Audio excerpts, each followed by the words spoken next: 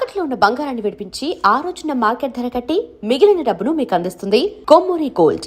Sir, ఒక మనిషి జీవితంలో 3 సంవత్సరాల సమయం చాలా ఎక్కువ, తక్కువ? 3 సంవత్సరాల సమయం చాలా ఎక్కువ కదా. చాలా ఎక్కువ కదా. ఒక హీరో వల్ల, అంటే హీరో వల్ల నేను చెప్పను, ఒక హీరోని నమ్మి ట్రావెల్ అవ్వాలని 3 సంవత్సరాల సమయం మీరు లాస్ అవ్వలేదా? మీకు ఎవరు చెప్తున్నారండి ఏంది అసలు? కొత్త కొత్త విషయాలు అంటున్నాను నేను. ఏ హీరోని నమ్ముకోలేదు నేను ఎప్పుడు. నమ్మని నేను అనట్లేదు, ఓకేనండి. ట్రావెల్ అయ్యి ఏ హీరోతో తిరగలేదు నేను. రాజశేఖర్ గారితో ట్రావెల్ అవ్వలేదా? 3 సంవత్సరాలు 3 సంవత్సరాలు నా జీవితం కోసం, నా ఫుడ్ కోసం ఉన్నాను సార్ ఆయన దగ్గర. ఆయన సినిమా ఇస్తాడని కాదే. ఎవరు చెప్పారు? మీకు రాంగ్ చెప్పారు. ఆయన అది పెద్ద లైఫ్ అండి. అది బ్రహ్మాండమైన జీవితం అది. సార్, ఎలా అంటే నేను మన ఎంఈ రఘు గారి దగ్గర కో డైరెక్టర్గా పనిచేశా. ఆర్తనాదం, ఈయన హీరో అయిన తర్వాత ఒక సీను నన్ను చేయమన్నారు, యాక్ట్ చేయమన్నారు. ఆ సీన్ చేశాను ఈయన కాంబినేషన్లో. చేస్తే ఆ నైట్ జీవిత గారు రూమ్కి కవర్ పంపించారు. కవర్ పంపించి యాషర్ గారు రమ్మంటున్నారంటే వెళ్ళా. నమస్కారం సార్ అంటే, ఏం లేదు రజా, మీరు వచ్చిరాని తెలుగులో మీరు అప్పుడు ఇంకా ఎక్కువ కదా, నేను సినిమా ఒకటి చేస్తున్నాను, దానికి మీరు కో డైరెక్టర్గా ఉండాలి, ఓకే చేస్తారని అడిగారు. అలాగేనండి అన్నా. అన్న తర్వాత ఇది రఘు గారు కూడా చెప్పా, ఆయన దగ్గర చేస్తున్నాను కదా. అడిగా, చేతిగానే దానికేముందో అన్నారు. తర్వాత నేను వెళ్ళి ఆయన అడగటం, ఎక్కడున్నారని ఎతకటం నేను చేయలే. ఒకరోజు నేను పాండే బజార్లో భోజనం చేసి నడుచుకుంటూ వస్తుంటే జనరేటర్ ఉంది అక్కడ, అంటే రన్ అవుతుంది జనరేటర్. దాని నుంచి వైర్ పైకి వెళ్ళింది 5th ఫ్లోర్కి. షూటింగ్ జరుగుతుందని చెప్పి ఇలా చూసి నడుచుకుంటూ వెళ్తే క్లాప్స్ వినిపించినాయి. రాజశేఖర్ గారు పిలవడం పరిగెత్తుకుంటా, ఏం సార్ ఏమైపోయారు సార్, ఎక్కడే కనిపించట్లేదు అన్నారు. లేదు సార్, ఇలాగా మీకు చెప్పాను కదా మీకు చేయమని చెప్పాను.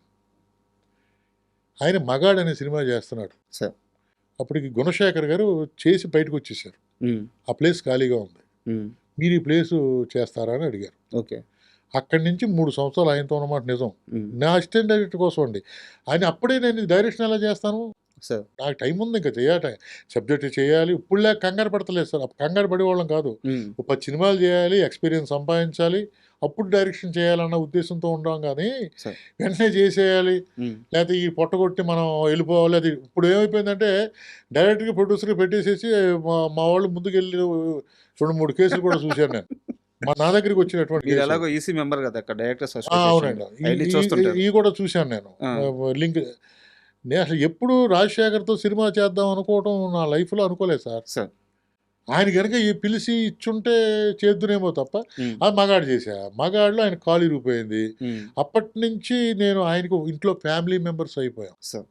ఆయన ఇంట్లో కదండి, వాళ్ళ నాన్నగారికి నేను ఫ్యామిలీ, వాళ్ళ అమ్మగారికి ఫ్యామిలీ, వాళ్ళ తమ్ముడికి గుణాకి ఫ్యామిలీ మెంబర్ని అయిపోయాను.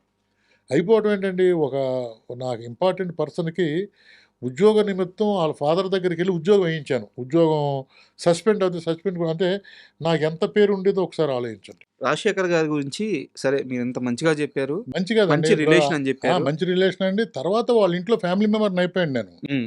అంటే సార్ నన్ను ఎవరు కాదనుకోరు సార్. నేను దాసరి గారి ఇంట్లో, మోహన్ గారి ఇంట్లో, ఇప్పుడు రాజశేఖర్ ఇంట్లో చేస్తున్నప్పుడు వాళ్ళ మదరు ఫాదరు నన్ను కూర్చోబెట్టి మాట్లాడుకునేవారు. మన జీవిత రాజశేఖర్ గారు మ్యారేజ్కి నేను ఉన్నాను. ఆ భోజనాలు ఒక సెక్షన్ ఉందండి, అంటే విఐపీసు, వివిఐపీసు, మిడిల్, అంటే రాజశేఖర్ గారి ఫ్యాన్స్ ఉన్నారు. ఆ ఫ్యాన్స్ నా మీద బరువు పెట్టి ఆ మొత్తం అంతా నన్నే మేనేజ్ చేసుకోమని చెప్పి అంత ఇంట్రెస్ట్గా ఉన్నానండి ఆయన దగ్గర. ఆయన తర్వాత భోజనాలు పెడతారా వాళ్ళు? భోజనాలు పెట్టారండి, మేము మ్యారేజ్కి పెట్టారు. మ్యారేజ్ జీవిత గారు రాజశేఖర్ మ్యారేజ్ అయినప్పుడు మ్యారేజ్ భోజనాలు పెట్టారు. కొన్ని 50-60 వేల మంది వచ్చారు. అక్కడ ఆయన ఉన్న ఫ్యాన్స్ అందరూ. అలాగా ఆయనతో ఎప్పుడు నాకు తర్వాత పాప కోసం చేశానండి. ఆయనతో పాప కోసం చేశాను, మగాడు పాప కోసం, ఆర్తనాదం. ఆయనతో చేసిన తర్వాత ఎప్పుడు ఆయన డైరెక్షన్ ఇస్తానన్న ఆయన అనలేదు, నేను అడగలేదు. అంటే అప్పుడు చేసి అంటే అంత నేను చెయ్యాలి, అయిపోయింది, నేను అంత నేర్చేసుకున్నాను అని ఎప్పుడు అనుకోలేదండి. ఇప్పటికీ నేర్చుకోవాల్సింది అందుబాటు. ఇంత ప్రయాణం ఉంది కదా, హిట్లర్ సినిమాకి ముందుగా అనుకుంది రాజశేఖర్ గారిని, తర్వాత అనుకోకుండా ఆ స్క్రిప్ట్ చిరంజీవి గారి దగ్గరికి వెళ్ళింది అంటారు. అంత అవుతుంది. నిజంగా రాజశేఖర్ గారిని అప్రోచ్ ఏ అవ్వలేదా? అసలు ఎప్పుడూ చదవలేదు అసలు. ఉమ్, ఏమంటే ఎడిటర్ మోహన్ గారు సినిమా చూసిన తర్వాత ఇది చిరంజీవి గారు చేయాలని అనేసుకున్నాడు. ఉమ్, ఇంకా ఎవరొచ్చినా ఆయన ఒప్పుకోడు. ఉమ్, ఆయన మైండ్లోకి ఎవరొచ్చినా అలాగే అన్నాడేమో ఒకవేళ.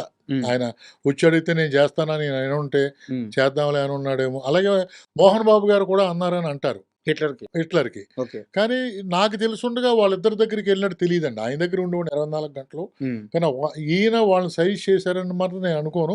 ఏదైనా ఫోన్లో వాళ్ళు ఏదన్నా అడిగారా, ఈయన ఏదన్నా అడిగారా అన్న విషయం నాకు తెలియదు. సరే. అది చూడగానే చిరంజీవి గారు కొత్తగా ఉంటుంది. హిట్లరు, 5 సిస్టర్సు, బరువులు బాధ్యతలు ఉన్న సినిమా. కానీ ఈయన ఇమేజ్కి మించి